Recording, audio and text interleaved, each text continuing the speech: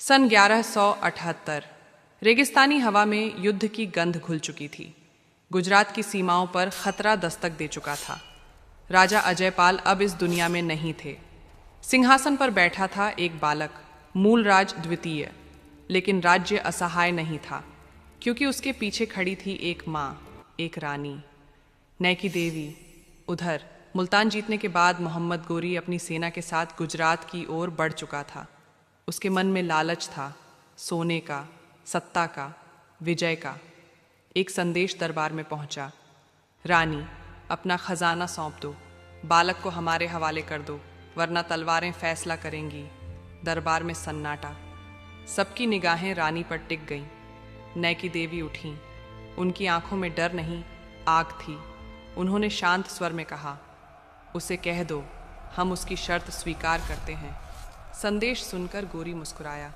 उसे लगा जीत आसान है, लेकिन रात के सन्नाटे को चीरती हुई घोड़ों की टापें गूंज उठीं।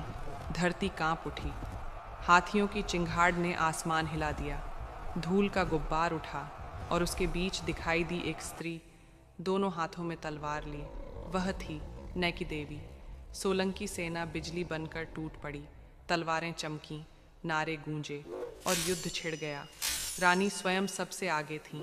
हर वार में मातृभूमि का क्रोध था, हर प्रहार में स्वाभिमान की ज्वाला।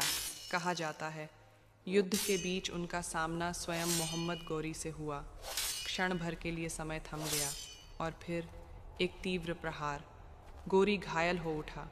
उसकी सेना में भगदड़ मच गई। रक्त रंजित गोरी घोड़ा मोड़कर भागा, सीधे मुल्तान की ओर। न रुका, न पीछे मुड़ा। उस दिन गुजरात ने सिर्फ युद्ध नहीं जीता था, उसने संदेश दिया था कि सिंहासन पर भले ही बालक बैठा हो, लेकिन उसकी रक्षा के लिए एक माँ पर्याप्त है। रानी नैकी देवी इतिहास की धूल में भले दब गई हों, पर उनका साहस आज भी गूंजता है।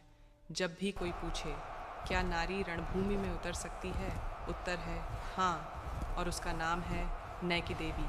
ऐसे ही कमाल के वीडियो के लिए लाइक करो और चैनल को सब्सक्राइब ज़रूर करना।